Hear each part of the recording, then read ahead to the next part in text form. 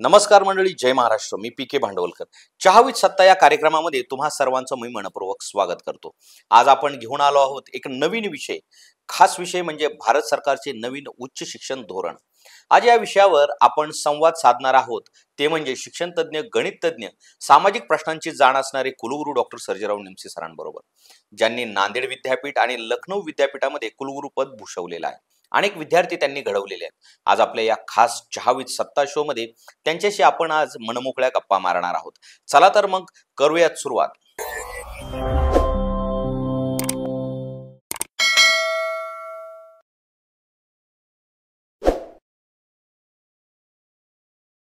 Sir नमस्कार. नमस्कार. कसे आहात? एकदम व्यवस्थित आहे. सर, आपण एवढं मोठं काम केलं विद्यापीठाचे कुलगुरू म्हणून, दोन विद्यापीठाचे. तर आज आपण चर्चेसाठी विषय आहे नॅशनल एज्युकेशन पॉलिसी 2020. तर सर, नवीन राष्ट्रीय शैक्षणिक धोरण म्हणजे नेमकं काय आहे? नवीन राष्ट्रीय शैक्षणिक धोरण हे नवं जे आहे हे म्हणजे पूर्णपणे क्रांतिकारक बदल सुचवले आहेत. पण ते त्यामागले इतिहास असं की ऑगस्ट सप्टेंबरमध्ये हे सरकार आल्यानंतर सत्तेत 3-4 महिन्यात त्यांनी TSR सुब्रमण्यम यांच्या अध्यक्षतेखाली एक कमिशन नेमलं. त्यांना नॅशनल एज्युकेशन धोरण नवीन तयार करायला सांगितलं.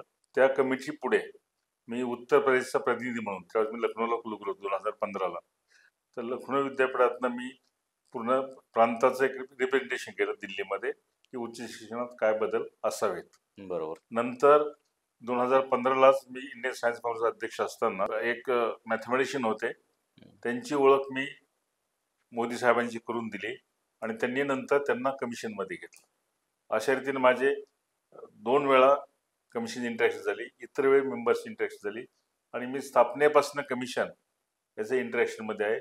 त्या धोरणाचा मला बऱ्यापैकी अभ्यास आहे आणि हे धोरण पूर्णपणे, त्याला इंग्रजीत पॅराडाईम शिफ्ट म्हणतात, पूर्णपणे बदल घडवणार आहे. स्ट्रक्चर पण बदलतं, अप्रोच पण बदलतं. आणि एका वाक्यात सांगायचं असेल तर राष्ट्रीय शिक्षण धोरण 2020चा एक कमिटीचा जो हेतू आहे की भारतीय शिक्षण, विशेषतः उच्च शिक्षण, हे जागतिक शिक्षणाच्या जोडलं गेलं पाहिजे, स्टँडर्डमध्येही आणि त्यांच्या स्ट्रक्चरमध्येही. बरोबर. आणि तो प्रयत्न या ठिकाणी केला आहे. म्हणूनच मिडल स्कूलची आयडिया असेल किंवा 4H डिग्री कोर्स असेल, ह्या परदेशातल्या संकल्पना आहेत. त्या फक्त भारतीय मूल्यामध्ये कशा राबवायच्या, त्यात एक इंग्रजी शब्द आहे, internationalisation of Indian higher education with Indian ethos. म्हणजे भारतीय मूल्ये जपून आपल्याला जागतिक जे ट्रेंड्स आहेत, जे प्रभाव आहेत उच्च शिक्षणातले आणि एकूण शिक्षणातले, ते भारतामध्ये राबवावेत, यासाठी कमिशनचा प्रयत्न आहे. पण एक गल्लत अशी की हे जे कमिशन आहे, इतर रिपोर्ट आणि रिपोर्टमध्ये फरक आहे. मागचा कॉम्प्रेहेन्सिव्ह रिपोर्ट 1968ला आला होता, कोठारी आयोग. बरोबर. 1986ला एक आला रिपोर्ट नरसिंगरावच्या काळामध्ये, पण तो इतका पूर्णपणे बदल करणार नव्हता, काही दुरुस्त्या होत्या. आणि 68 नंतर आज जग इतकं बदललंय, देश इतका बदलला की नवीन शिक्षक प्रणाली असणं, जुन्या शिक्षण प्रणालीची चिकित्सा करून त्यातले काही दोष आहेत, दोष म्हणण्यापेक्षा जे कमी आहे ते भरून काढण्यासाठी नवीन शिक्षण पद्धती गरजेची होती, ती शासनाने केली आणि कमिशननेही चांगला रिपोर्ट दिला. तत्वतः मी कमिशनच्या रिपोर्टच्या बाजूने, तत्वतः. परंतु त्यात एक गल्लत काय झाली आहे, इम्प्लिमेंट करताना ऍक्शन प्लॅन केला नाहीये. हा रिपोर्ट आणि कोठारी आयोग रिपोर्ट वेगळा आहे. कोठारी आयोग रिपोर्टमध्ये नवीन आयडियाज बरोबर ऍक्शन प्लॅन पण दिला होता. बरोबर. आणि ऍक्शन प्लॅन हे फक्त वर्णन आहे, त्याला आपण काय म्हणतो की पॉझिटिव्ह थिंकिंग आहे, असं व्हायला पाहिजे, तसं व्हायला पाहिजे. पण ते कसं व्हायचं याचा ऍक्शन प्लॅन करायला पाहिजे होता त्या प्रत्येक राज्याने आपापल्या पद्धतीने. तो न करता एक काही राज्यांनी, महाराष्ट्राने विशेषतः, केंद्राला खुश करण्यासाठी काही तो इम्प्लिमेंट केला आणि त्यामध्ये खूप चुका राहिल्यात.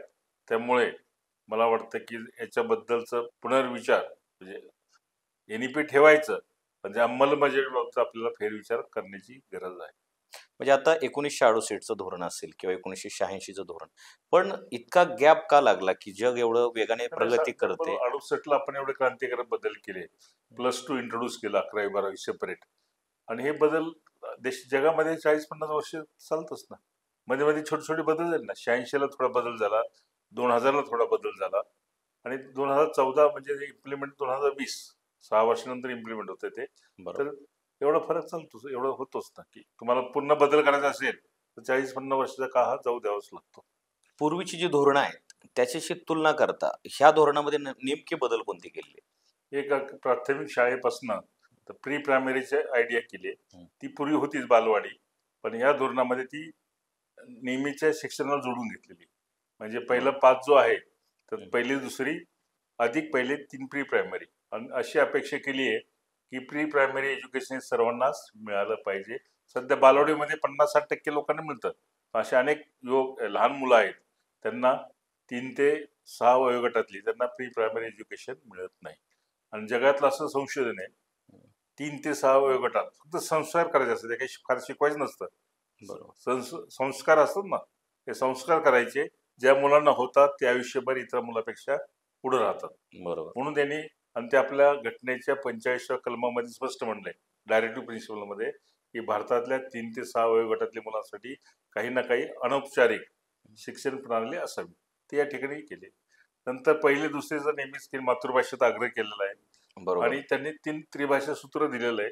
पण ते काय पहिलीपासून इम्प्लिमेंट करा असं कुठं म्हटलं नाही, की शालेय शिक्षण मुलांनी किमान 3 भाषा शिकलं पाहिजे. 4 आणि 5 शिकले तर अधिक चांगलं. बरोबर. नंतर त्यांनी पुढचा पहिली दुसरी झाल्यानंतर तिसरी, चौथी, 5वी हा एक ग्रुप केला. त्याला प्राथमिक शिक्षण म्हटलेलं आहे त्यांनी. आणि त्यामध्ये सर्व विषय शिकवले गेले पाहिजे, नेहमीचे विषय जे असतात, म्हणजे विज्ञान, गणित याची ओळख सर्व झाली पाहिजे. नंतर मिडल स्कूल म्हणजे 6, 7 आणि 8. मिडल स्कूलमध्ये तुम्हाला लर्निंग बाय एक्सपिरियन्स, हं. लर्निंग बाय डुईंग, म्हणजे प्रत्यक्ष करून तुम्ही शिकलं पाहिजे, बरोबर. प्रॅक्टिकल्स आले पाहिजे. ही कल्पना आपल्याकडे नवीन आहे 6वी, 7वी, 8वी मुलांना. एखादा प्रॅक्टिकल डेमॉन्स्ट्रेटर केलं जातं हं. टेबलावर. पण जगभर ह्या वयोगटातली मुलं कृतीतनं शिकतात. मिडल बरोबर. स्कूलचा असा वयोगट असतो की त्यामध्ये कृतीतनं शिकतात. म्हणून तसं करणं फार गरजेचं आहे. त्यासाठी खूप मोठे बदल करावे लागतील. हं. नंतर पुढचा टप्पा आहे शालेय शिक्षण, आपण भाग घेऊया. बरोबर. 9वी, 10वी, 11वी, 12वी.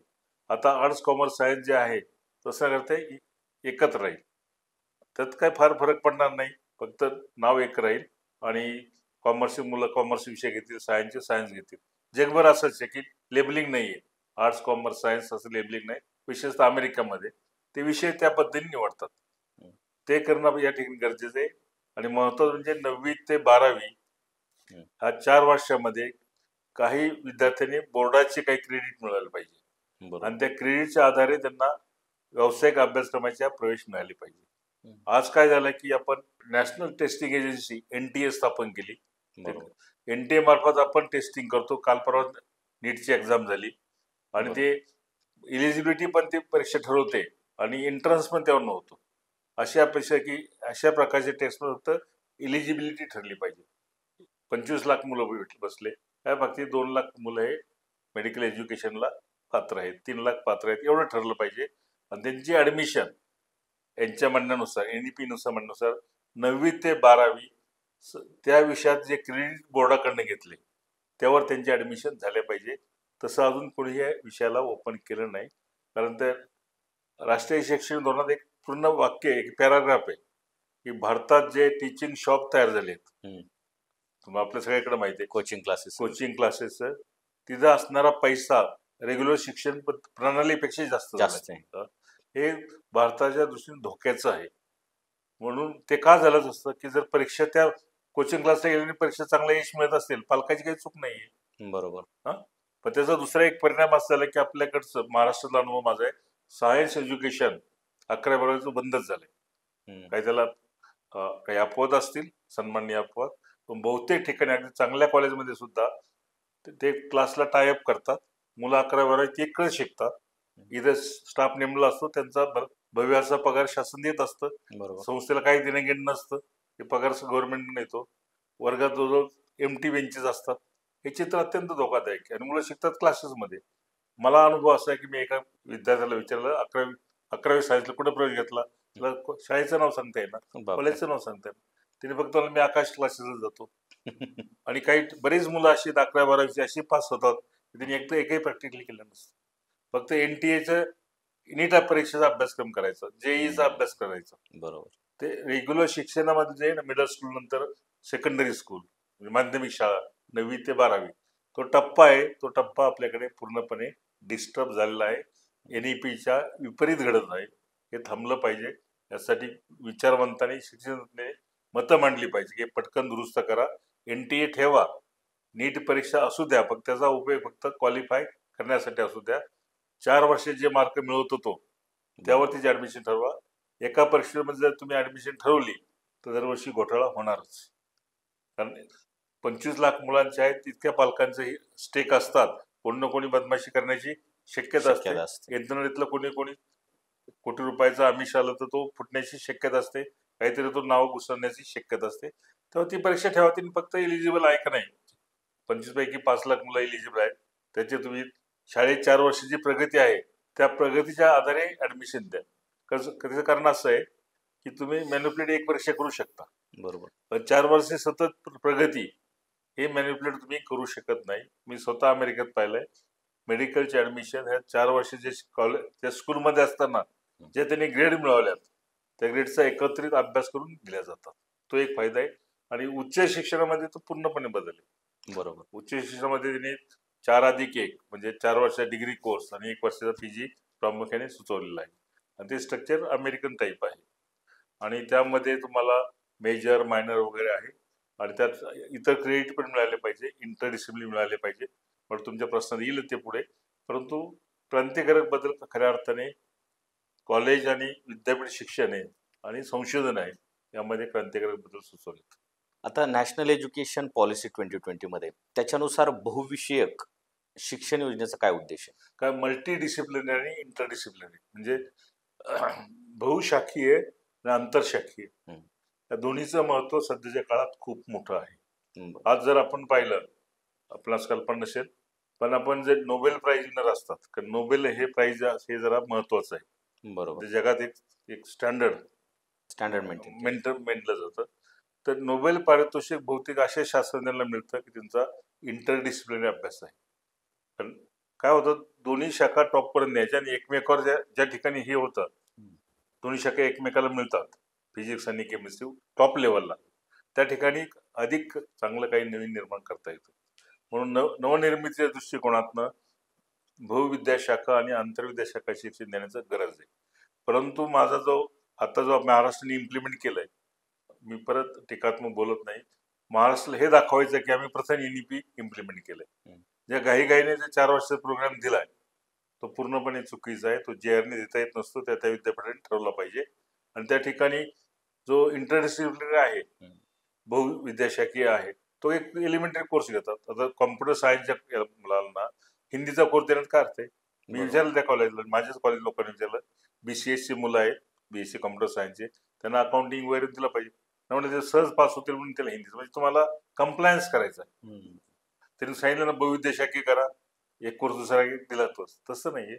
बहुविद्याशाखीय करताना समजा कॉम्प्युटरचा तुमचा बॅकग्राऊंड कॉम्प्युटरचा आहे, कॉम्प्युटरच्या मुलांना एक ॲडव्हान्स अकाउंटन्सीचा कोर्स असं शिकवायचा की त्याला लगेच त्याचा वापर करता येईल. फार एलिमेंटरी शिकून तो घरी वाचू शकतो, ते शिकवण्यात काय वेळच. म्हणजे असं म्हणलं जातं इंग्रजीमध्ये, काही बहुविद्याशाखीय जे असतं शिक्षण ते इंग्रजी T अक्षरासारखं असतं. T आहे ना, हो, एक उभी रेख आणि वर आडवी रेख. तर उभी रेख म्हणजे तुम्ही कुठेतरी एका याच्यात मेजर सब्जेक्टमध्ये टॉपला गेलं पाहिजे, म्हणजे तुमचं स्टँडर्ड एक जागतिक दर्जाच झाला पाहिजे ग्रॅज्युएट लेवलचं. तिथपर्यंत पोहोचल्यानंतर आडवी रेख म्हणजे इतर विषयाकडे सुद्धा त्याच लेवल तुम्हाला पाहता आलं पाहिजे. तुमचं ग्रास्पिंग आणि ऍप्लिकेशन कॅपॅसिटी इतकी वाढली पाहिजे की तुम्हाला जो आवडता विषय, इकॉनॉमिक्स असेल, स्टॅटिस्टिक असेल किंवा आर्ट्स कॉमर्स असेल किंवा लिंग्विस्टिक असेल, त्यामध्ये तुम्हाला कॉम्प्युटरचा वापर त्या लेवलला करता आलं पाहिजे. बरोबर. व तुम्हाला त्या ठिकाणी एखादी कादंबरी अभ्यासाला दिली तर वेस्टेज टाईमचं. आपल्याकडे तसं होतंय. आपल्याकडे काय झालं, माइंडसेट हा कंप्लायन्स आहे. असं सांगितलं ना तसं करा. त्याचा एक परिणाम असा झालाय, मी सकाळीच आमच्या एका प्राध्यापकाशी चर्चा केली, नामांकित कॉलेज पुण्याचं, ते इतकं कॉम्प्लिकेटेड स्ट्रक्चर दिलंय. त्यामध्ये जे हेतू होता मुख्य NEPचा की total autonomy to student, total autonomy to teacher आणि total autonomy to college management, संस्थे मॅनेजमेंट आणि कॉलेज मॅनेजमेंट, म्हणजे ऑटोनॉमी फॉर काहीतरी नाविन्यपूर्ण करण्यासाठी. तर यामध्ये उलट त्यांनी हे चाकोरीत दिले, हे असं करा, ते करा, तसं करा. तसं नाहीये. मूळ हेतू असा आहे की त्यांना जितकं फ्रीडम देता येईल तेवढं घेतलं पाहिजे. आता फ्रीडम घेताना त्या कॉलेजचं मूलभूत सुविधा, तिथे असलेले टीचर या संदर्भातच तो घेईल ना, ज्यांना एक गोष्ट करणार नाही. पण तसं न करता एक राज्य पातळी एक स्ट्रक्चर दिलं त्यांनी, असं असं करा. त्याचा परिणाम असा झाला, मी सकाळी मला एका प्रदेशात सांगितलं, वर्गामध्ये चांगल्या कॉलेजमध्ये 30-40% मुलं हजर राहतात. उलट एनईपी मध्ये अशी अपेक्षा होती की मुलं पूर्णपणे कॉलेजवर डिपेंड होतील, इंटरॅक्शन जास्त वाढेल आणि अटेंडन्स वाढेल. कॉलेजमधनं अमेरिकन मुलांना इतकी फी असते, ऍब्सेंटिझम नसतो, ते कंपल्सरी नाही की 75% अटेंडन्स पाहिजे. तरी पण मुलं 90% पर्यंत अटेंडन्स का ठेवतात? कारण ते डिपेंड असतं वर्गावर. आपल्याकडे ते नाहीये. एनईपी मध्ये ते अपेक्षित आहे की मुलं हे शिक्षक एकंदरीत जे शिक्षण प्रणाली आहे कॉलेजची किंवा विद्यापीठाची, त्याच्याशी एकजूट झाले पाहिजे, त्याची एकजीव झाले पाहिजे. आपल्याकडे तसं होत नाही. त्यांना आपण, भारताचं एक दुर्दैव असतं की कोणतं काही आणू नाही, आपण फक्त नियमात बसवतो, एक फॉर्मॅट तयार करतो आणि मग कंप्लेंट सुरू करतो. तुम्ही योगाचं सांगितलं ना की 30 तास आहे, 1-2 वेळा टीव्हीवर योगाचं दाखवायचं, मुलाकडनं एकदा करून घ्यायचं आणि तो 30 क्लॉक अवरचा प्रोग्राम संपला आणि मार्क अंदाज देऊन टाकायचे, काहीतरी A ग्रेड, B ग्रेड काहीतरी. मग ह्याच्यामध्ये इनोव्हेशन किंवा क्रिएटिव्हिटी मरते, महत्वाची.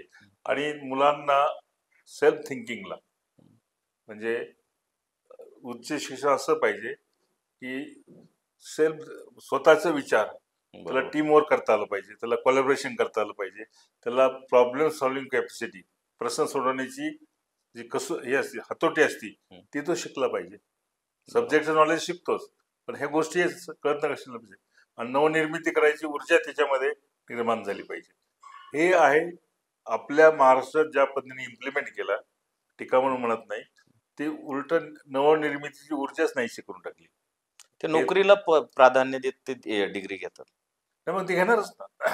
आता नव्या पॅटर्न मध्ये जर ऍब्सेंटिझम इतका असेल, आणि पूर्वी आम्ही बीएससीला शिकवायचो, त्याचं मेजर समजा मॅथमॅटिक्स असेल, ते 3 वर्षात जेवढं मिळायचं शिक्षण मॅथमॅटिक्सचं, आताच्या 4 वर्ष नव्या पॅटर्न मध्ये त्या 50%च मिळतं.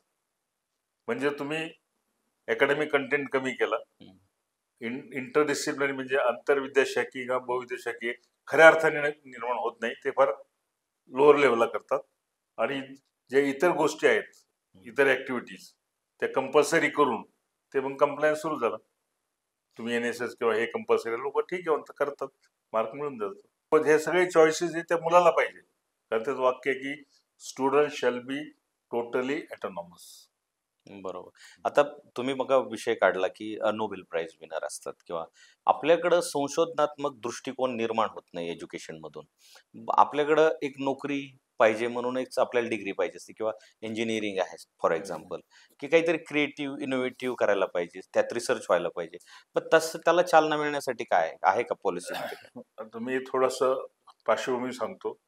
नवीन शिक्षण पद्धती करण्यासाठी जे आयोग नेमला, एक तर होते की 50 वर्षाचा काल गेला होता, आयोग नेमण्याची गरजच होती. दुसरं असं होतं की काही कारण शोधली त्यांनी. नंबर 1, भारतामध्ये सुशिक्षितांमध्येच जास्त बेरोजगारी आहे अडाणीपेक्षा. Educated people are more unemployed. याचा अर्थ आपली शिक्षण पद्धती कुठेतरी चुकीची आहे. बरोबर. नंबर 2, आंतरराष्ट्रीय रँकिंग मध्ये, आता मराठी शब्द आठवत नाही मला, आंतरराष्ट्रीय रँकिंग मध्ये भारताचे कॉलेज आणि युनिव्हर्सिटी फार डाऊन येतात. बरोबर. नावाजले 150 वर्षापूर्वीची युनिव्हर्सिटी जुने, आता त्यांची रँकिंग 1000च्या खाली आहे. वेरॅज हाँगकाँग मधले 10 पहिल्या 10 मध्ये 6 आहेत. आणि आपला छोटा देश आहे तो, एकदम छोटा आहे, मुंबई इतका पण नाही.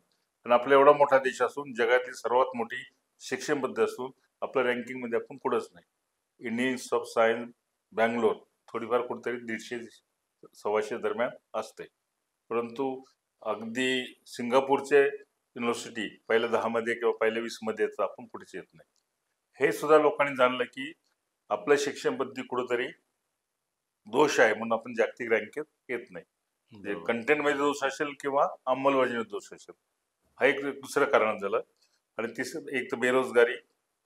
आपली रँकिंग जगात कुठेतरी डाऊन झालेली आहे. गेल्या 11-12 वर्षात तर हे आणखी डाऊन झाली. बरोबर. म्हणजे 2014 जो बदल झाला, त्यानंतर जर आपण रँकिंग पाहिले 2014च्या आधी आणि 2014च्या नंतर ही अधिक डाऊन झाली. तर रँकिंगचा एक प्रश्न आहे. तिसरा असा की नोबेल प्राइज, तुम्ही नोबेलचा विषय काढला की भारत स्वातंत्र्यपूर्व भारतात शिक्षण फार लहान होतं. साधारणतः काही हजारात पूर्ण देशात 1 लाख काहीतरी विद्यार्थी होते. आता 5 ते 6 कोटी झाले. इतकं आहे. जगातली सर्वात मोठी शिक्षण पद्धती उच्च शिक्षण भारतात आहे. इतकं वाढूनही स्वातंत्र्यपूर्व काळामध्ये एक आपल्याला नोबेल पारितोषिक मिळालं स्पेक्ट्रोस्कोपी मधलं, मला तर नाव आठवण त्यांचं, भोसांना नाही मिळालं आणि साऊथला नाव तोंडापुढे मला आठवणार. त्यांना जे मिळालं, स्वतः नंतर इतके मोठमोठ्या लॅब झाले. आज आपण पुणे शहरात आहोत. NCL लॅब जी आहे केमिस्ट्रीची, जगातली एक one of the big lab आहे. इतके मोठ्या प्रमाणात एक्सपान्स झालं, पण आपण क्वालिटीचा विचार न केल्यामुळे ते शक्य आहे. एक्सपान्शन करताना क्वालिटी नेहमी डायल्यूट होते. पण कुठेतरी आपण एकदा पुरेसं एक्सपान्शन झाल्यानंतर क्वालिटीबद्दल आपण विचार केला पाहिजे. तो केला न केल्यामुळे आपण जगातली सर्वात मोठी शिक्षण पद्धती होऊनही स्वतंत्र भारतात सायन्स अँड टेक्नॉलॉजीमध्ये एकही नोबेल पारितोषिक भारतात काम केल्याबद्दल मिळालं नाही. स्वातंत्र्यपूर्व काळात मिळालं आहे, आता मिळालं नाही. याचा अर्थ काहीतरी सिरियसली रॉंग आहे. आणि ह्याच्यावर आता आपल्या शिक्षण पद्धतीवर नेहमी टीका केली जाते की हे शिक्षण व्यवस्था म्हणजे कारखान्यात बेरोजगारांना तयार करण्याचे, लाखांनी बेरोजगार ते प्रोड्यूस करतात. हेच मला शिक्षण व्यवस्थेमध्ये अनएम्प्लॉयमेंट इतके वाढले देशामध्ये, ते अजून बाहेर पुढे येत नाही. आपण समाज विघटित केला जातेच्या वगैरे वगैरे अनेक फार प्रश्नावर. पण जर नुसतं अनएम्प्लॉयमेंट या विषयावर जर हे झालं, डिस्कशन झालं, तर एकदम मोठा होऊ शकतो. इतकी बेकारी शिकलेल्या लोकांमध्ये आहे. म्हणून ते आपल्याला शिक्षण पद्धती बदलायची. दुसरं एक कारण असतं की आपण विकसित भारत 2047 आपली 10 बिलियन अमेरिकन डॉलर्स इकॉनॉमी, हे जे बोललं जातं ना, हे जर अचीव करायचं असेल त्याला दर्जेदार मनुष्यबळ पाहिजे. बरोबर. आजच्या शिक्षण पद्धतीमध्ये आपण म्हणू शकतो की पुरेसं दर्जेदार मनुष्यबळ तयार होत नाही. एक तर त्या आपण म्हटलं पण ते बेकाराचे कारखानेच तयार होतात. पण आपल्याला जे जागतिक विकसित भारत स्वप्न करायचं असेल, विश्वगुरु व्हायचं असेल, तर आपले ग्रॅज्युएट हे एकदम आंतरराष्ट्रीय दर्जा असले पाहिजे. त्यासाठी ही पॉलिसी डिझाईन केलेली आहे. परंतु इम्प्लिमेंटेशन चुकीच होत असल्याने मला भीती वाटते की पहिलं जे काय होतं त्यापेक्षा वाईट प्रॉडक्ट बाहेर येऊ नये. आणि त्यासाठी वेळेत विचारवंतांनी दुरुस्ती केली पाहिजे. कारण आता तुम्ही ग्राउंड लेवलला अटेंडन्स कुठेच नाही. कॉलेजमध्ये मोकळे पडले बरोबर. शिक्षकांना 3-3 लाखापर्यंत पगार, वर्गात 19 नाही. तर इतकी विपरीत परिस्थिती कधीच नव्हती. याचा विचार केला पाहिजे आणि नवी शिक्षण पद्धती राबवलीच पाहिजे. पण त्या ज्या भावनेने ती तयार केली, ज्या तत्वाने तयार केली, ते तत्व समजून आपण ऍक्शन प्लॅन केला पाहिजे. आता 4 वर्षाचा पदवी अभ्यासक्रम आणि त्यातली फ्लेक्झिबिलिटी, याच्यामध्ये काय बदल केले गेलेले त्या धोरणामध्ये? काय की पूर्वी 3 वर्षाचा होता.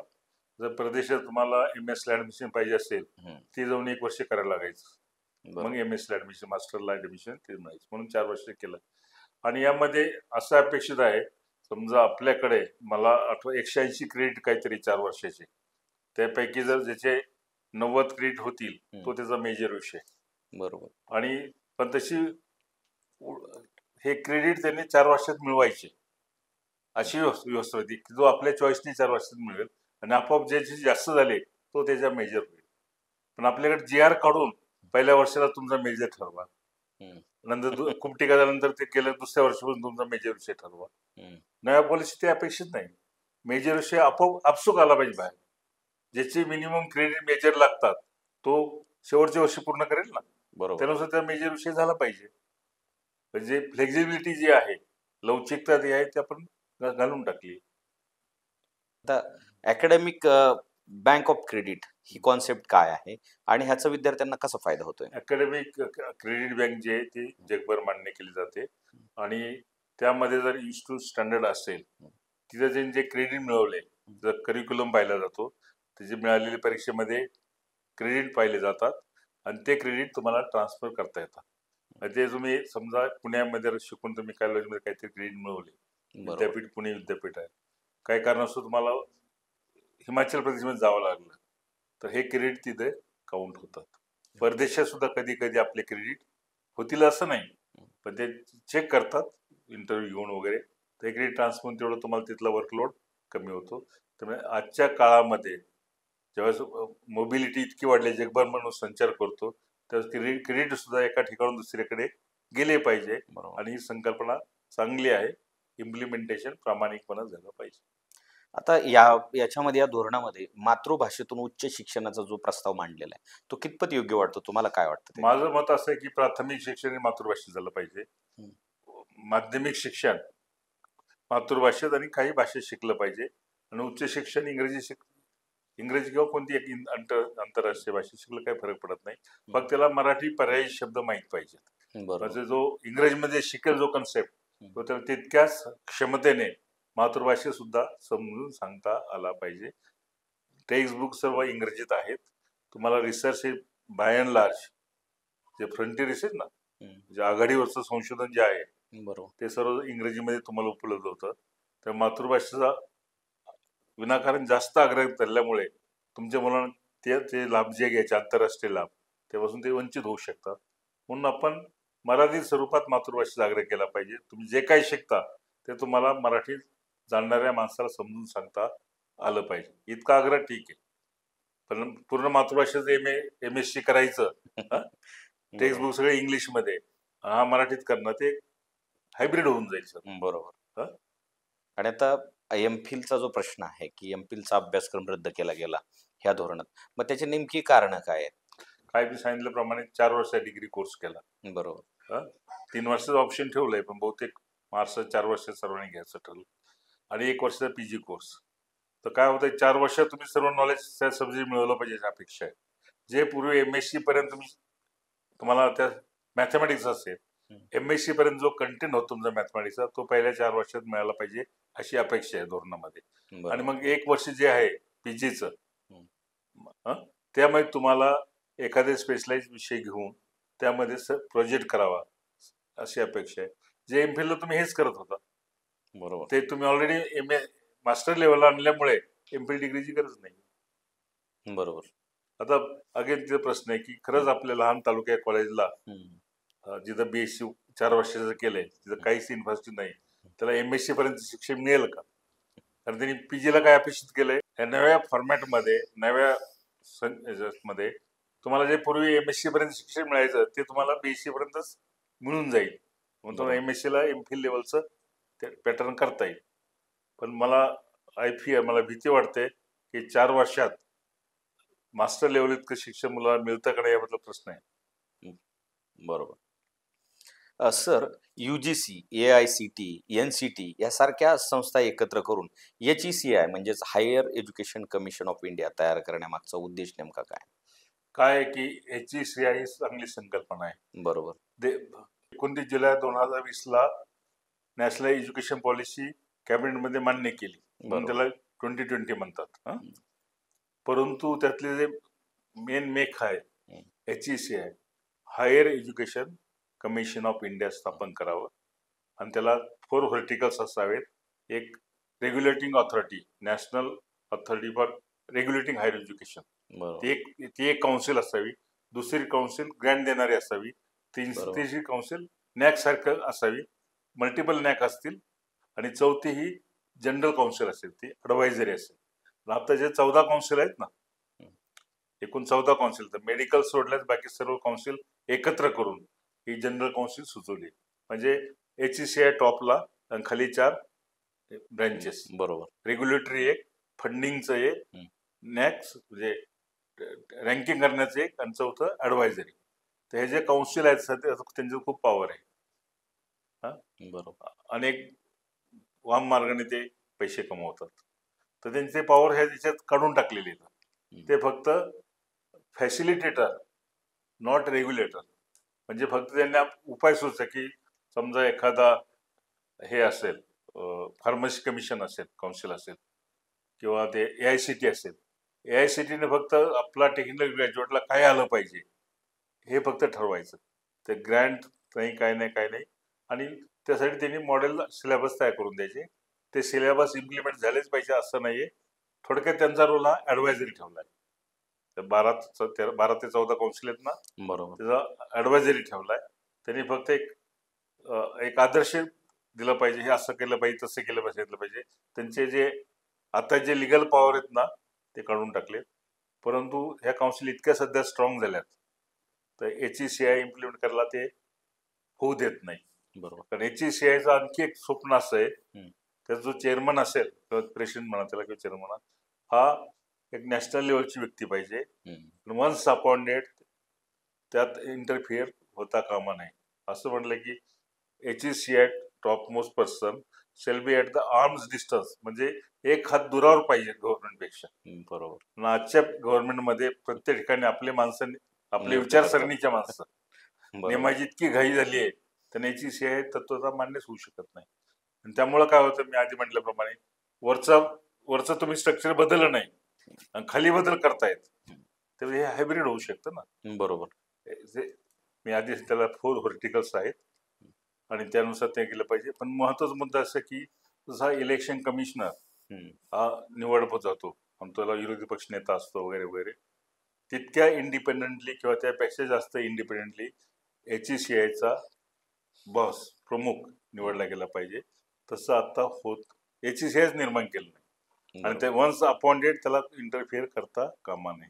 जसं इलेक्शन कमिशन मध्ये त्याच्या कामात गव्हर्नमेंट इंटरफिअर करू शकत नाही, तसंच HECIचा चेअरमन किंवा प्रेसिडेंट असेल तो पूर्ण इंडिपेंडंट असला पाहिजे. आणि हे गृहीत धरून सर्व पॉलिसी, ते केलंच नसेल तर पॉलिसी ही लंगडी होईल ना. बरोबर. आणि या सर्व प्रणालीमध्ये जसं देश पातळीवर HECIचा प्रमुख हा पूर्णपणे स्वतंत्र पाहिजे, तसं विद्यापीठ पातळीवर मी 2 विद्यापीठात मला वाटतं मी यशस्वीपणे कुलगुरू म्हणून काम केलंय, तर मला बोलण्याचा थोडा हक्क आहे की कुलगुरूची अपॉइंटमेंट ही सर्वात महत्वाची गोष्ट आहे. आज कॅपेबल चांगले माणसं नाहीत का? आहेत. पण अशी काही पद्धत निर्माण केली, तुम्ही ह्याच विचाराचे पाहिजेत, काही ठिकाणी असंच पाहिजे, काही ठिकाणी मिनिंगफुल होतं आपसामध्ये काहीतरी व्यवहार, त्यांचे सिलेक्शन होतं, हे बंद झालं पाहिजे. कुलगुरूची नेमणूक ही सर्वात महत्वाचा फॅक्टर आहे म्हणजे कॉलेज आणि विद्यापीठ शिक्षणासाठी. तर 6 महिने आधी आपल्या काय तर तरतुदी सुरू केलेत आणि 3 महिन्यात माणूस त्यांना आयडेंटिफाय करता आला पाहिजे, त्याचा इंटरव्ह्यू झाला पाहिजे आणि किमान 2 महिने आधी तरी तो सिलेक्ट केला पाहिजे, त्याचं नाव जगाला कळलं पाहिजे. त्याला 2 महिने तरी किमान पहिले कुलगुरू आणि त्यांनी एकमेकाशी इंटरॅक्शन केली पाहिजे, म्हणजे ते कंटिन्युएशन होतं. आणि 2 महिने आधी सिलेक्ट करून त्याचा बायोडेटा CV म्हणतो आपण, तो वेबसाईटवर टाकला पाहिजे. मग त्याने काही चुकीचे क्लेम केला असेल तर ते लोक लगेच त्याला विरोध करतात. पण एकदा तो अपॉइंट केला की त्याला पूर्ण स्वातंत्र्य दिलं पाहिजे. जी काय टीका टिप्पणी करायची ती प्रत्यक्ष काम करायच्या आधी, नंतर वन्स ही अपॉइंटेड त्यामध्ये टीका होता कामा नये, लिगल कोर्टात जाणं वगैरे होता कामा नये. आधी सगळं करा, तुम्ही टॉप मोस्ट माणूस बोलवा, त्याचा इंटरव्ह्यू करा, सगळी प्रोसेस पूर्ण करा, 2 महिन्यात त्याचं नाव डिक्लेअर करा, त्याचा बायोडेटा सगळा तुम्ही व्हेरीफाय करा, जे विरोधक असेल त्यांनी जे क्लेम केले त्याबद्दलचं, म्हणजे एकदम ट्रान्सपरंट पारदर्शक ज्याचं हे संपूर्ण हे चरित्र आहे आणि ज्याचा पूर्ण अभ्यास आहे, अशा माणसाचीच निवड केली पाहिजे. ती आज होत बिलकुल आमच्या काळात तरी बरी व्हायची, आज आणखी डाऊन झालेलं आहे. म्हणजे त्या डिटेलमध्ये जात नाही त्यामध्ये, पण दुर्दैवाने कुलगुरूची अपॉइंटमेंट आणखी डाऊन होत चालली आहे. ती वर जायला पाहिजे त्यावरती डाऊन होत चालली. यात कुलगुरूचं काम असं आहे, कुलगुरू हा एक मोठी इन्स्टिट्यूशन असते, एक संस्था आहे. राज्यपाल जरी त्याचा बॉस असेल तर राज्यपाल त्याला सर इतर ऍडमिनिस्ट्रेटिव्ह बॉस सारखं काम करू शकत नाही, तो पूर्णपणे स्वायत्त असतो. शासनाचा इंटरफेरन्स त्याला करण्याचा काय अधिकार नसतो, आमच्या काळात तरी नव्हता. आणि आता सर्व शासन त्यांनी डिक्टेट करतंय. तर पूर्णपणे इंडिपेंडंट पाहिजे, त्याला भव्य आणि दिव्य स्वप्न पाहण्याची मानसिकता पाहिजे, ते रिअलिस्टिक असले पाहिजे. आणि जोपर्यंत त्याला स्वप्न पाहत नाही तोपर्यंत कुलगुरू कसं काय होणार. आणि मग त्यांनी त्याची टीम निवडली पाहिजे आणि त्या टीमला त्याला जे स्वप्न आहे त्याचं की मला जागतिक दर्जाचं विद्यापीठ करायचंय, माझा प्रत्येक ग्रॅज्युएट हा एम्प्लॉयबल झाला पाहिजे, प्रत्येक नोकरीला पात्र होईल असा झाला पाहिजे, असे मोठमोठे स्वप्न पाहिले, तयार केले, टीम चांगली तयार केली. आता 5 वर्ष ड्युरेशन देताला त्याला किमान 10 वर्षापर्यंत काम चांगला करत असेल, 10 वर्षापर्यंत त्याला काम करायची परवानगी पाहिजे, जेणेकरून तो आपल्या कारकिर्दीत जे स्वप्न पाहिलंय ते स्वप्न जगाने मान्य केलंय बरोबर. चांगल्या टीम मार्फते, प्रामाणिक टीम मार्फते राबवलंय तर त्याला यश मिळेल. तरच आपले विद्यापीठ जागतिक पातळीचे होतील. जे वर 3 वर्षाचा येणार नाही, मग त्याच्यावर हा माणूस लादा, त्याला हे करा, त्याला हा निरोप द्या, ह्या पद्धतीने आहे ते विद्यापीठ स्वरूप होतं. आता सध्या तिचं चांगलं नव्हतं, ते अधिक कमकुवत होण्याची शक्यता आहे, भीती आहे.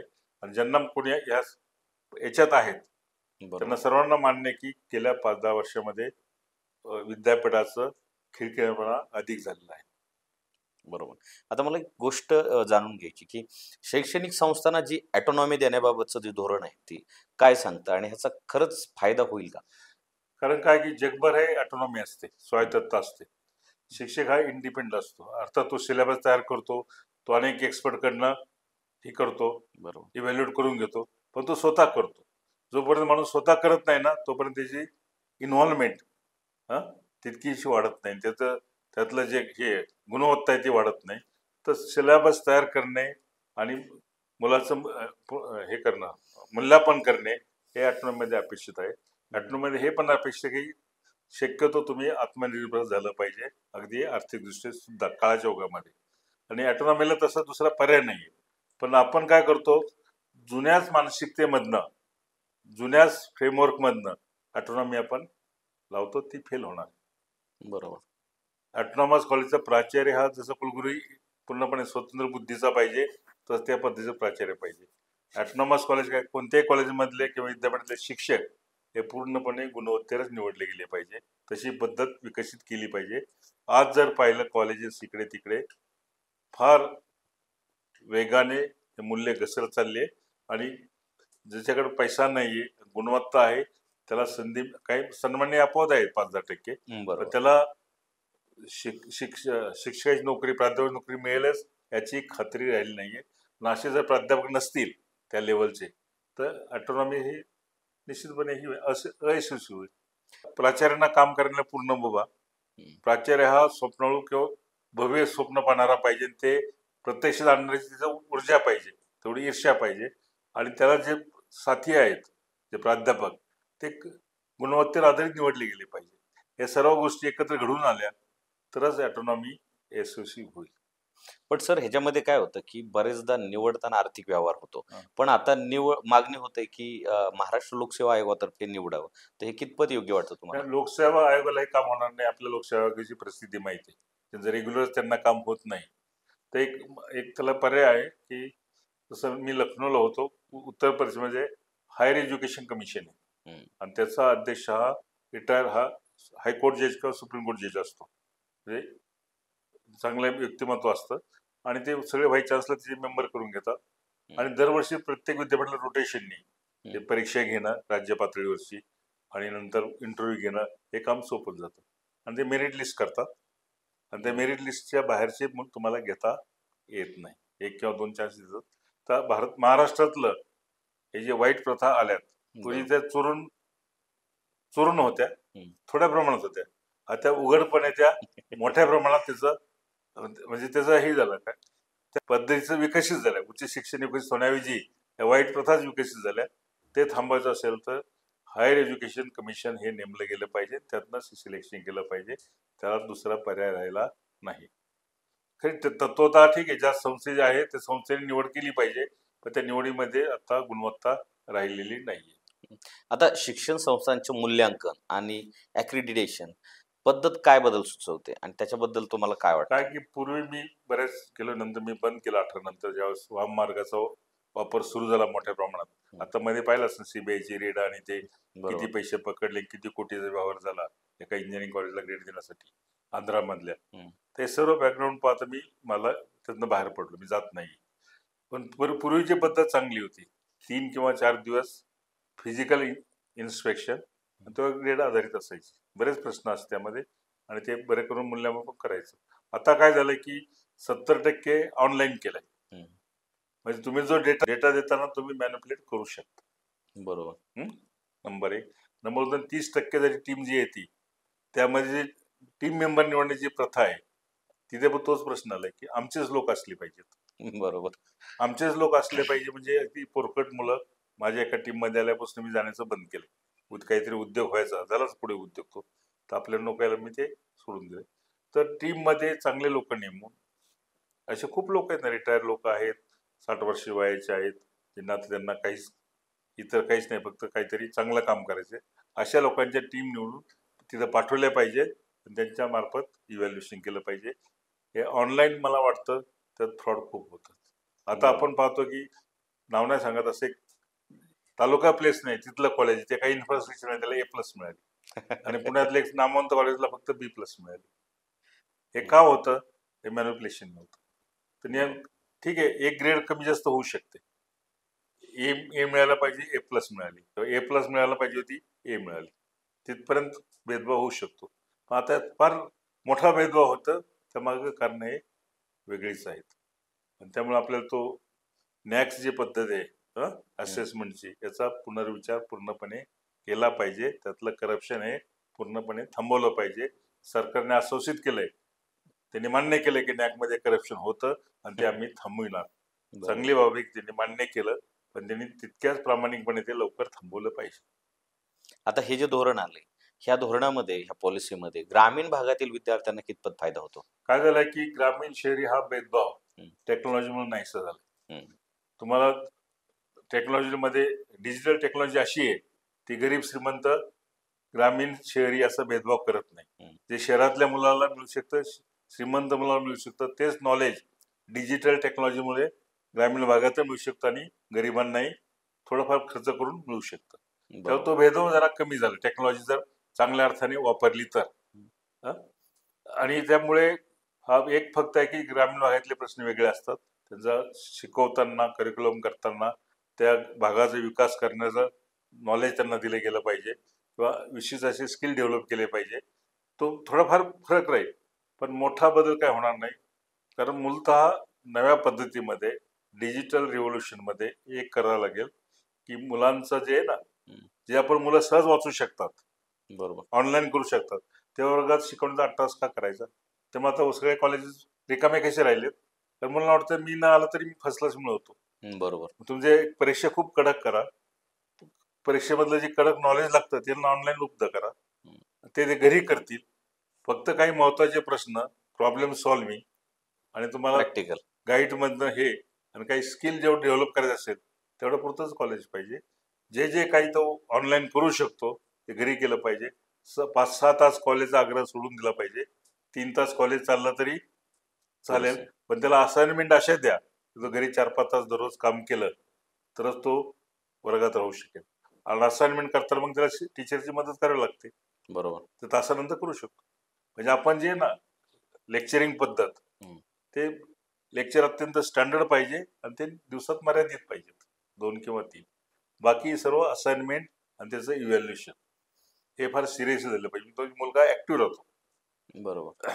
जे इन्फॉर्मेटिव्ह नॉलेज तो ऑनलाईन वाचू शकेल, जो प्रश्न दिला त्याला असाइनमेंट दिल्यात, प्रोजेक्ट दिलाय, तो करेल, आणि करताना ज्या अडचणी येतील त्या प्राध्यापकांनी टाइम दिला पाहिजे सॉल्व्ह करण्याचा. ह्या पद्धतीनेच चांगला ग्रॅज्युएट निर्माण होईल. आता आर्थिक दृष्ट्या जे दुर्बल विद्यार्थी आहेत, तर त्यांच्यासाठी काही तरतुदी आहेत का या धोरणामध्ये? तसे तरतुदी असणे, कारण तो हा विषय त्यांनी त्यांच्या कक्षेत येतो असं मान्यच केलं नाही. आर्थिकदृष्ट्या दुर्बल घटकांना आपल्याकडे बऱ्यापैकी सध्या SC ST असेल सगळं फुकट मिळतं, ओबीसीना 50% मिळतं. आता फक्त अडचण एकच आहे की जे ओपन मधले जे गरीब आहेत त्यांना फक्त 50%च मिळतं. तिथं खरी अडचणी, अत्यंत गरीब आहेत ते. आम्ही ज्यावेळेस शिकत होतो तेव्हा EBC होती, इकॉनॉमिकली बॅकवर्ड. बरोबर. जो अतिशय गरीब असतो त्याला 100% एक्झम्पशन असायचं. आता 100% कोणाला मिळतं? SC ST ला, 50% ओबीसीला, आणि बाकीच्यांना गरिबांना फक्त 50%. मी असे उदाहरणं पाहिले की तथाकथित उच्च जातीतील मुलांना 50% सुद्धा फी देता येत नाही. जे पूर्वी यशवंतराव चव्हाणांच्या काळामध्ये त्यांना फ्री होतं, ते आता 50% फी भरावी लागते. तर मला वाटतं जे इकॉनॉमिकली फार दुर्बल आहेत त्यांना एकदम 0 SC ST सारखंच फ्री करावं. बरोबर. आणि उच्च शिक्षणात महिलांचं प्रतिनिधित्व वाढवण्यासाठी काय योजना सुचवलेल्या आहेत? काही योजना करता येतील महिलांसाठी, खास ऍडवायझरी क्लासेस वगैरे. पण एक आनंदाची बातमी सांगतो की सध्या उच्च शिक्षणात महिलांचं प्रमाण बऱ्यापैकी वाढलंय. मी माझं उदाहरण देतो. लखनौला मी ज्यावेळेस कुलगुरू झालो तर साधारणतः आमच्या विद्यापीठ कॅम्पसमध्ये 28-30 हजार विद्यार्थी होते, 45 का 46% मुली होत्या. 3.5 वर्षांनी मी जेव्हा सोडलं तेव्हा 52% मुली होते. छान. हाच अनुभव तुम्हाला पुणे विद्यापीठात दिसेल, सगळीकडे दिसेल. प्रमाण बरं. खूप वाढलंय. त्याचं कारण मुली नुसतं हुशार नाही तर ते सिन्सिअर असतात. बरोबर. मुलं काय झाले, ते टेक्नॉलॉजी याच्यामुळे त्यांना डायव्हर्शन खूप झाले. हम्म. त्या उच्च शिक्षणामध्ये जर तुम्ही बारकाईने अभ्यास केला तर हळूहळू मुलींचं प्रमाण खूप मोठ्या प्रमाणात वाढत आहे. त्यांना आता फक्त एकच आहे की त्यांना दर्जेदार शिक्षण दिलं पाहिजे, परवडणारं शिक्षण दिलं पाहिजे. नाहीतर काय होतं, पालक मुलीवर जास्त पैसे खर्च करायला तयार तयार. नसतात. तर मुलींना परवडणारं दर्जेदार शिक्षण उपलब्ध करून दिलं पाहिजे. मुली संख्येने मोठ्या प्रमाणात उच्च शिक्षणात यायला सुरुवात झालेली आहे. सर, आता व्यावसायिक शिक्षण आणि कौशल्य विकास यामधील जे समन्वय तो किती परिणामकारक आहे? व्यवसाय शिक्षण आणि कौशल्य विकास हा व्यवसाय शिक्षणातला एक भाग आहे. तुम्ही नुसतं बीई झालं आणि तुम्हाला काही स्किल नसतील, तुम्ही फेल्ड इंजिनियर होतात ना. बरोबर. तर कोणतेही व्यावसायिक शिक्षण असेल त्यात कौशल्य आलेच पाहिजे. त्याचबरोबर जो जो अभ्यासक्रम व्यावसायिक नाही, लँग्वेज आहे, लँग्वेज मध्ये तुम्ही व्यावसायिक म्हणू नाही शकत ना, पण त्याला स्किल हे ड्राफ्ट करणे, म्हणजे मीडियासाठी काहीतरी हे तयार करणे, हे स्किल त्याला आले पाहिजे ना. तर बरोबर. स्किल हे सर्वांनाच पाहिजे, व्यावसायिकांना पाहिजे. व्यावसायिकांची स्किल अधिक महत्वाचे. पण इतर अभ्यासक्रम असतात त्या अभ्यासक्रमाला अनुसरून जिथं उपयोग होण्याची शक्यता आहे ते स्किल त्यांना मिळाले पाहिजे. बरोबर. आता परदेशी विद्यापीठांना भारतात शिक्षण संस्था सुरू करण्याची परवानगी दिली, यामागचा नेमका हेतू काय आहे? त्यात हेतू चांगला आहे माझ्या मते. ते पहिल्या 500 जे रँकमध्ये आहेत त्यांनाच फक्त परवानगी आहे. म्हणजे स्टँडर्ड विद्यापीठच येतील. आता जे थोड्याशा खालच्या लेवलची विद्यापीठांनी केंद्र स्थापन केले ते न करता आता फक्त पहिल्या 500 रँकिंग असलेल्या विद्यापीठाला आपल्याकडे येतील. त्या 2 फायदे आहेत. एक की जे ते आंतरराष्ट्रीय दर्जाचा अभ्यासक्रम देणार, बरोबर. त्यांची फी जास्त असेल आणि ते श्रीमंतांची मुलं तिकडं जातील. त्यामुळे आपल्या जे सरकारी पद्धत आहे, सिस्टीम आहे, त्यातलं मुलांचं जे प्रेशर आहे ते कमी होईल. श्रीमंतांची मुलं जाऊ दे ना तिकडं, खर्चाने जाऊ दे. आपल्या समजा 10 मुलांसाठी व्यवस्था आहे पुणे विद्यापीठातली, गर्दी खूप झाली, त्यातले जे श्रीमंत 10-12 प्रायव्हेटमध्ये गेले तर खालच्या मुलांना संधी मिळेल. आणि बरोबर. त्यापेक्षा सर्वात मोठा फायदा असा आहे की जगभर शिक्षण हे डायनॅमिक असतं. करिक्युलर अभ्यासक्रम असेल, शिकवण्याची पद्धत असेल, टेक्नॉलॉजीचा जो वापर असेल तो नेहमी अपडेट करतात. आणि पाश्चिमात्य विद्यापीठ आपल्याकडे आले तर त्या स्वरूपाचं शिक्षण ते देतील. त्याचा कळत न कळत त्याला पिअर प्रेशर म्हणतात. बरोबर. मला आपण इतर आपल्याला असतो टिकवायचं असेल, आपण त्यांच्याबरोबर इतकं झालंच पाहिजे, हे आपल्याला इथल्या विद्यापीठाला धोरण अंगीकारणं भाग पडेल. म्हणून हे आपल्या विद्यापीठावर प्रेशर निर्माण होण्यासाठी आणि मुलांची संख्या जास्त जागा गरिबांना उपलब्ध होण्यासाठी मला वाटतं परदेशी विद्यापीठं पहिल्या 500 रँक मधलीच फक्त जे टॉपमोस्ट आहेत ते आलेला उलट चांगलं राहील. आता ऑनलाईन लर्निंग आणि डिजिटल शिक्षणाला या धोरणात किती महत्व दिलंय? ऑनलाईन लर्निंग खूप महत्व दिलंय. पहिलंच सांगितलं की ऑनलाईन डिग्री आणि रेग्युलर डिग्री म्हणजे ऑफलाईन डिग्री यामध्ये फरक नाही. आता एक लोकांच्या डोक्यात आहे ऑनलाईनची डिग्री ही खालच्या दर्जाची. ते याच्या पॉलिसीवर ठरलं की दोन्हीमध्ये फरक नाही. दोन्हीची परीक्षा फक्त स्टँडर्ड पद्धतीने एकाच पद्धतीत झाली पाहिजे. तो शिकतो कसा याला महत्व नाही, तो काय शिकलाय आणि त्याचं मूल्यमापन कसं झालंय याला महत्व दिलेलं आहे. तो ऑनलाईन शिकतो किंवा क्लासमध्ये शिकतो याला महत्व दिलं नाही. आणि आपल्याकडे साधारणतः जर 30% GR करायचं असले आपल्याला, म्हणजे 18 ते 23 वयोगटातील 30% मुलं किमान कॉलेजमध्ये आली पाहिजे. आपल्याकडे 50%च हे आपलं स्वप्न आहे. तर त्यासाठी साधारणतः 6 कोटी विद्यार्थ्यांची सुविधा करायला लागेल. बरोबर. इतकी सुविधा करणं मुश्किल आहे. तर जे कोर्सेस ऑनलाईन देऊ शकतो आपण ते दिलेच पाहिजे, तसं केलं पाहिजे. मला वाटतं UGCने काही ही काढलेत, ॲप तयार केलेत. त्या ॲपचा वापर हा जास्तीत जास्त पॉप्युलर झाला पाहिजे. स्वयं आहे का, 2-4 मला नावं नाही आठवत. हा, म्हणजे स्वयं आहे, दीक्षा आहे आणि इतर डिजिटल प्लॅटफॉर्मच्या भूमिकेबाबत त्याचा वापर जास्त झाला पाहिजे. आणि ते UGCनेच क्लिअर केलंय की ही डिग्री इन्फिरियर नाही. तुम्ही कोणत्या पद्धतीने शिकतात यापेक्षा काय शिकलात आणि तुमचं मूल्यमापन कसं झालंय याला महत्व आहे. आता जे उल्लेख झाला स्वयं आणि दीक्षा आणि इतर जे डिजिटल फॉर्म्स आहेत त्यांच्या भूमिका आणि धोरणात काय बदल केलेत? नाही, ते परत प्रसिद्धी निर्माण होतो की कळत न कळत याच्यामध्ये सुद्धा एक आंतरराष्ट्रीयकरण करताना आपला काहीतरी चुकीचा मेसेज देण्याचा प्रयत्न करतो. एक आहे इंडियन नॉलेज सिस्टीम, बरोबर. हे चांगली आहे, पण ती इंडियन नॉलेज सिस्टीम टॉप लेवलला पाहिजे. आता आपण 3री-4थी पासून जर इंडियन नॉलेज सिस्टीम राबवली तर मुलामध्ये चुकीच्या कल्पना होतात किंवा भारतात सगळं होतं, इमानं होती, हे होती, ते होती. हा सध्या काही लोकांचा प्रयत्न आहे की खोटी माहिती द्या, पण भारत खूप वैभवशाली होता. WhatsApp university. हे नाही, गव्हर्नमेंट मधले लोक तसं करतात. ओके. तुम्ही जे एनसीआरटी सिलेबस करताय ना, पण बऱ्याच गोष्टीला ऑब्जेक्शन आहे. मोगलांचा इतिहास काढून टाकलं. ते ती मोगल हे 1526 पासून 1857 पर्यंत होते. बरोबर. मग त्यावेळेस त्या काळात दिल्लीत कोण राज्य करतो मुलांना काय कळणार आहे? तुम्ही नाही कोणतरी होतं म्हणायचं, मोगलाचं नाव नाही घ्यायचं. ठीक आहे, त्याचं हे कमी करा, महत्व कमी करा, त्याचं ग्लोरिफाय करू नका, त्याला सत्य तेवढंच मांडा, पण तो मोगलच नव्हते. इतिहासच पुसून टाकलं, हे चुकीचं आहे ना. तसं ते इकडे पण करतात की सर्व काही भारतातच तयार झालं होतं. बरोबर. तुम्ही काही इमान भारतात, मी इंडियन सायन्स कॉलेज अध्यक्ष असताना अडचणीत आलो होतो. एक वक्ता म्हणलं भारतात इमान राईट बद्दल 50 वर्ष झाली होती. पार्लमेंटमध्ये प्रश्न विचारला, मला एक्सप्लेन द्यायला लागते की तो स्पीकरने त्याला आधीच सांगितलं होतं की तुम्ही व्यवस्थित बोला. त्यांनी ऐन वेळेस काय बोला त्याला आम्ही काही कंट्रोल करू शकत नाही. सांगायचं हेतू असं की हे लोक एक ग्रुप असा आहे आणि ज्याला कळत नकळत सत्ताधाऱ्यांचा पाठिंबा आहे, तो काही घुसडायचा प्रयत्न करतो. बरोबर. आणि त्यामुळे ही व्यवस्था डागळीत होऊ शकते. हे धोरण सर्व राज्यामध्ये एकसारखं राबवणं कितपत शक्य वाटतं? नाही, मी आधी म्हटल्याप्रमाणे शिक्षण हे राज्याचा विषय असला पाहिजे. तेव्हा आपण 8 तास नाही केलं पाहिजे की सर्वत्र सारखं राबवलं पाहिजे. उलट आपण स्पर्धा लावली पाहिजे, कोण चांगलं राबवतंय. बरोबर. प्रत्येकाने ह्या तारखेपासून राबवा असंच राबवा हा आग्रह असता कामा नये. तो ऑटोनॉमी, स्वायत्ततेच्या विरोधी आहे. राज्याच्या जे हे अधिकार आहेत त्याच्या विरोधी आहे. सर्वांनी एकाच वेळेस राबवलं पाहिजे असं काही नाहीये. हे धोरण राबवणं किती चांगलं आहे हे राज्याने इतरांना पटवून दिलं पाहिजे, जेणेकरून त्यांनी घाईने राबवलं पाहिजे आणि यांच्यापेक्षाही चांगलं राबवलं पाहिजे. तर आपला जो युनिफॉर्मिटी ना, एकच मोजमाप, तो विचार आता बदलला पाहिजे. जगात तो नसतो.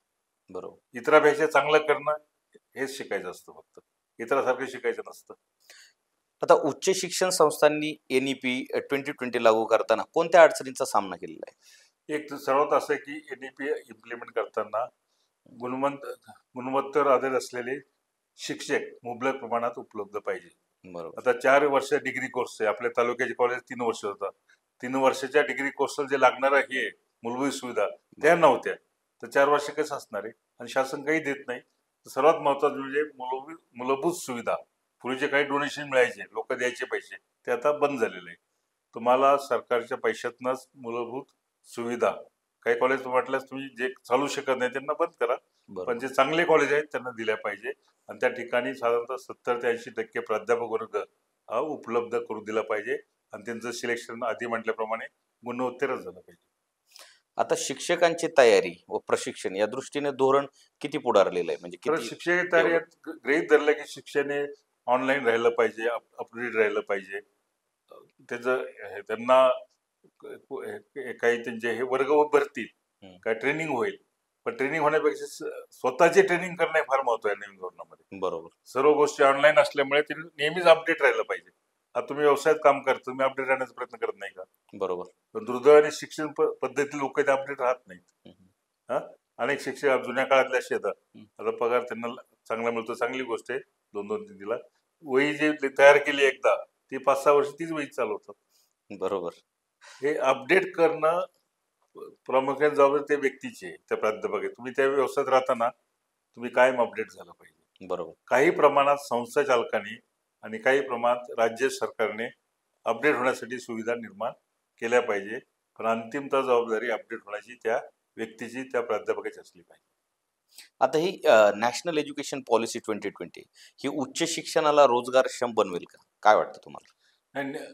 जर जे उद्दिष्ट जे आहेत NEPचे, मी सांगितलं की त्याला ऍक्शन प्लॅन ते केलं नाही, तर ऍक्शन प्लॅन केला पाहिजे होता. तसा केला गेला नाही प्रत्येक राज्याने. तो जर चांगल्या पद्धतीने इम्प्लिमेंट केला तर निश्चितपणे तुम्हाला रोजगार मिळू शकेल, असाच ग्रॅज्युएट किंवा पोस्ट ग्रॅज्युएट बाहेर पडेल. आणि आपल्या देशाला एक समर्थ देश करायचा आहे, जे मोदी साहेबांचं स्वप्न आहे. त्यासाठी लागणारा मनुष्यबळ सुद्धा नवीन पद्धतीमधनं निर्माण होऊ शकतो. दुर्दैवाने फक्त आपण हेच मान्य केलेलं आहे की निर्माण होऊ शकतो, तो निर्माण होतो का नाही हे कोणी पाहत नाहीये. आणि तेच घेऊन आपण झेंडे मिळवतो की आता NEP मुळे देश स्ट्रॉंग होणार आहे, विश्वगुरु होणार आहे. हे ज्या पद्धतीने आज NEP ला राबवली त्यामुळे हे शक्य होईल का नाही मला शंका आहे. NEP ह्या खऱ्या स्पिरिटने, खऱ्या स्वायत्ततेने राबवली पाहिजे आणि त्याचे बेसिक प्रिन्सिपल ते पण राबवले पाहिजे, स्वतंत्रपणे दिलं पाहिजे. सरकारने भरपूर मदत केली पाहिजे. प्रत्येक गोष्ट, प्रत्येक अपॉइंटमेंट गुणवत्तर झाली तरच NEP यशस्वीपणे राबवली जाईल आणि तर सरकारला फायदा होईल. बरोबर. आता या धोरणामुळे भारतातील उच्च शिक्षण जागतिक दर्जाचं बनू शकतं का? होऊ शकणार. या धोरणाचा मूळ पायच तो आहे की भारताचं उच्च शिक्षण हे जागतिक दर्जाचं करावं. रिसर्च अशा प्रकारचं पाहिजे की जेणे काहीतरी देशाचं नाव मोठं होईल, काहीतरी एक आर्थिक क्रांती होईल. आपल्याला आता इतकं रिसर्च होते, इतके रिसर्च पेपर होतात, इतके PhD होतात की त्याच्या संस्थेमुळे काय आर्थिक क्रांती झाली असं काही झालं का? बरोबर नाही. जसं एकाने पेनिसिलिन शोधून काढलं, सगळी आर्थिक क्रांती झाली. बरोबर. शॉकलीने ट्रान्झिस्टर शोधून काढले, इलेक्ट्रॉनिक्स क्रांती झाली, नंतर कॉम्प्युटरमध्ये क्रांती झाली. एक शोध ट्रान्झिस्टरचा त्याने सगळं जग बदलून टाकलं. बरोबर. इतका मोठा जरी नसेल तर तुमच्या राज्यात काहीतरी बदल होऊ शकेल असं विचार मांडणं किंवा तसं संशोधन करणं, तसे तंत्रज्ञान निर्माण करणं, हे संशोधन व्हायला पाहिजे ना.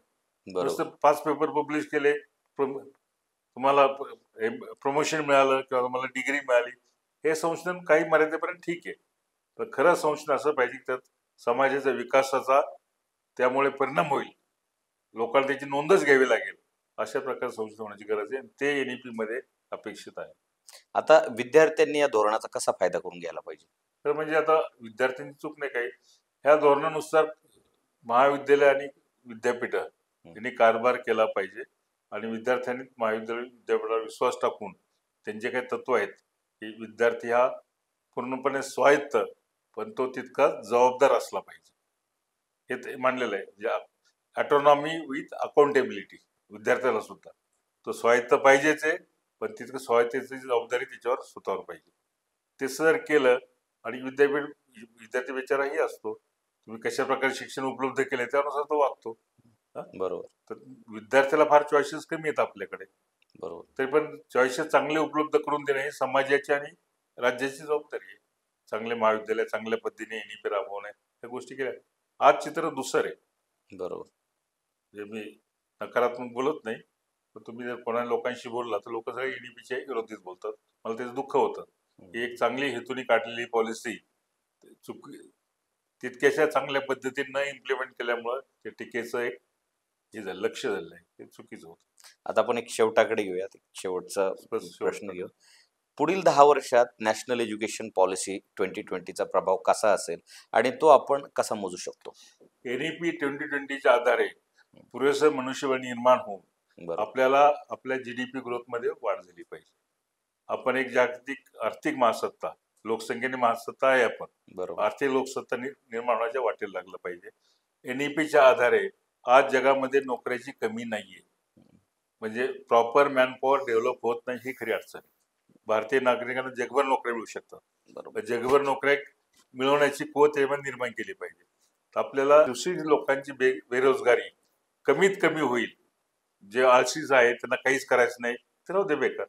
ज्यांना काहीतरी धडपड करायची आहे, स्वतःचं आयुष्य सुधारायचंय, अशा सर्व ग्रॅज्युएटला नोकऱ्या बहुतेकांना 99% लोकांना मिळतील, अशी परिस्थिती पुढील 10 वर्षात निर्माण झाली पाहिजे. त्यासाठी NEP ही परत एकदा जे इम्प्लिमेंटेशन केलंय त्याचं आत्मचिंतन करून अधिक परिणामकारकपणे इम्प्लिमेंट केली पाहिजे. सर, आपण आलात आणि योग्य मार्गदर्शन केलं त्याबद्दल खूप खूप धन्यवाद. भांडवलकर, आपण तुमच्या मीडिया ग्रुपने मला या ठिकाणी बोलवलं, माझे विचार NEP वर मांडण्याचा मला पुरेसा वेळ दिला. प्रश्न पण फार खोचक विचारले की जेणेकरून मला मांडणी व्यवस्थित करता आली. तेव्हा आपण ह्या इंटरव्ह्यू बद्दल आधीच अभ्यास करून चांगला करून ठेवला होता याची मला जाणीव झाली. आणि मला वाटतं आपले जे काही आपण फ्री चर्चा केली दोघांमध्ये, याच्यामुळे NEP बहुतेकांना समजण्यात मदत होईल अशी आपण आशा करतो.